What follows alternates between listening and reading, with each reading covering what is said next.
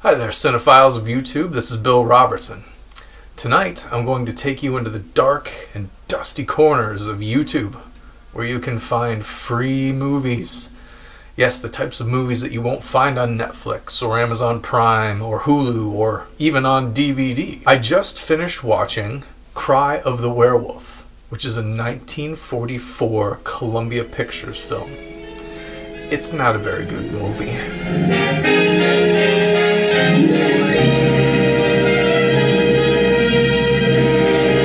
I only found it for sale on Amazon as a VHS tape.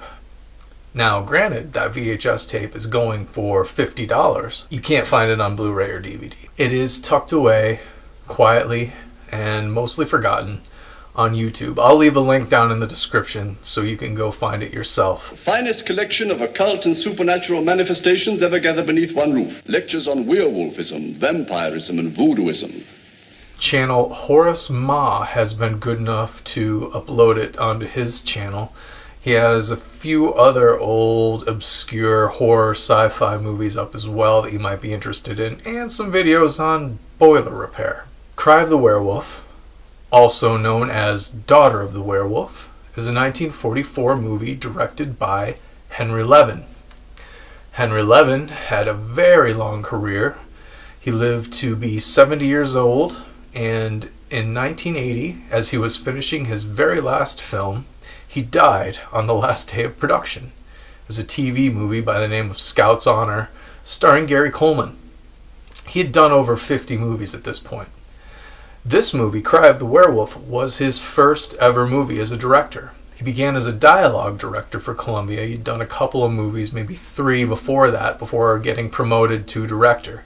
Now, this movie shows that he is definitely a first-time director. It's not bad, but it's got a lot of choppy cuts and bad segues between scenes and shots that let you know that he was just figuring stuff out at the time. The movie makes use of a lot of good lighting, shadows and light. Not much, but it does here and there to make it a little creepy. You'll notice it looking like a film noir. Not so much a horror movie, but more like a film noir lighting with a shadow and light. The film stars Nina Foch.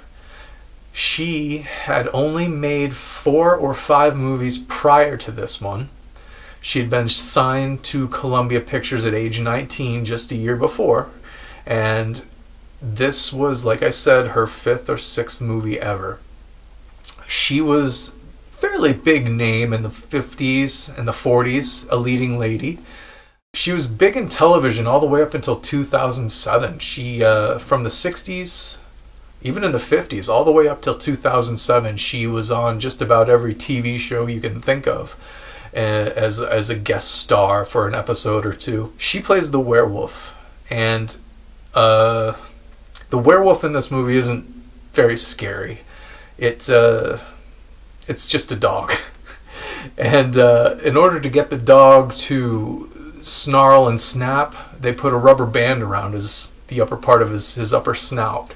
And you can see it, like right in the beginning of the movie. That's one of the opening images, is a close-up of this dog doing, like he had peanut butter on the roof of his mouth or something, but you can see the rubber band around his snout, and that they put that there to make him look more vicious, I guess. But that's the werewolf in this movie, is a dog. Now, looking at some of the reviews this movie gets, like on TCM.com or Amazon and a few other places, a lot of old-timers talk about it being very scary and how they love it, and it scared them so much when they were kids or whatever. But just the old people liked it.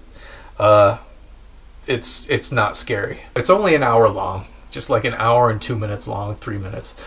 And for free on YouTube, if you got a night to kill, and it's Halloween almost, so, being fall, being that time of year for horror movies, and it's free. You can watch it right on YouTube, right here on YouTube. I'll leave the link down below.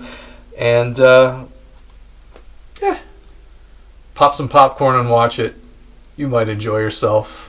You might also hate me for even bringing it to your attention. The screenwriter, Griffin J., he wrote several of the sequels to the Boris Karloff The Mummy, the Universal The Mummy that Boris Karloff was in the first, played the mummy in.